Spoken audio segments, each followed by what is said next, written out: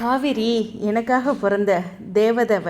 அட அட அட அட, என்ன ப்ரமோ எடிட்டர் சும்மா ஹார்ட்டினா விட்டு தள்ளுறாருல.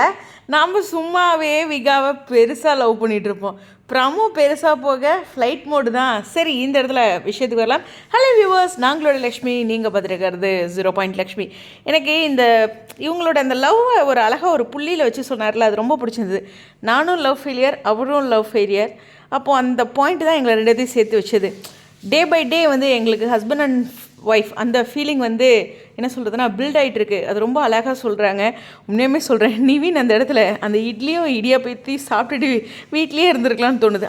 அவர் அந்த இடத்துல எரிச்சல் அடைகிற மாதிரி காமிச்சிருக்க வேண்டாங்க. ஓகே, நல்லா இருக்கட்டும், கரெக்டு தானே, நம்ம லவ் பண்ண பொண்ணு நல்லா இருக்கட்டும் அப்படின்னு நினைக்கலாம்ல. அவரோட கேரக்டர் ஏன் இந்த அழகான சீனில் கொஞ்சம் காயப்படுத்தணும் அப்படின்ற மாதிரி இருந்தது.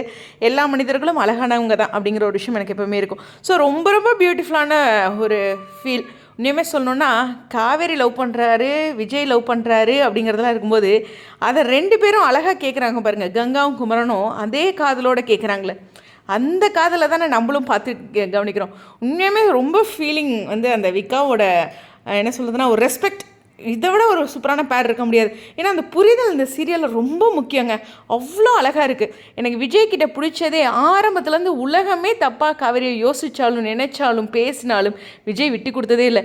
இப்போ கூட பாருங்கள், நம்ம தான் புலம்பிகிட்டு இருந்தோம், காவேரி நான் கொஞ்சம் டைம் கொடுக்கணும்ல, அவசரப்படுறணும் அப்படின்ட்டு அவங்க ஒரு ஸ்டெப் எடுத்து வைக்க நம்ம ஆறுதல் அடைஞ்சிட்டோம். இந்த விஜய் காவேரி இதுவரை சீரியல் இல்லாத ஒரு பெரிய ப்ளஸ் அவங்கக்கிட்ட இருக்குங்க. எல்லா சீரியலும் இல்லாத ஏதோ ஒரு விஷயத்த, ஒரு இன்ஜெக்ஷனை விஜய் காவேரிக்கு டைரக்டர் தனியாக கொடுத்துருக்காரு.